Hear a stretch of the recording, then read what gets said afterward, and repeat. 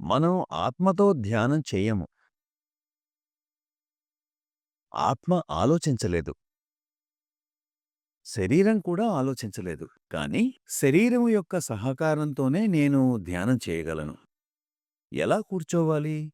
స్థిరం, సుఖం, ఆసనం. దేనితో సుఖంగా ఉంటుందో అంటే దేని వలన శరీరం అసౌకర్యానికి గురి కాదో ఆ భంగిమలో కూర్చోవాలి. అంటే మెడను వెనక్కు వంచి ఇలా కూర్చోవడం కాదు. దాని వలన మీకు నిద్ర వస్తుంది.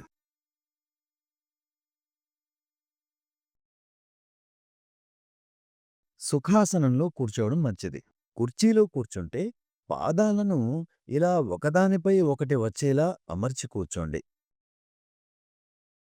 చేతులను ఇలా జోడించాలి. ఇంత మాత్రమే శరీరం యొక్క సహకారం కావాలి.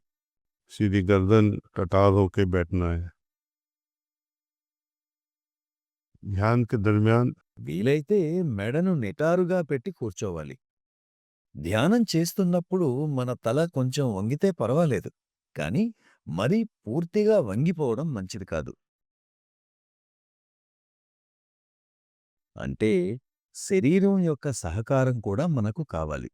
కానీ ధ్యానం మన మనస్సుతో జరుగుతుంది.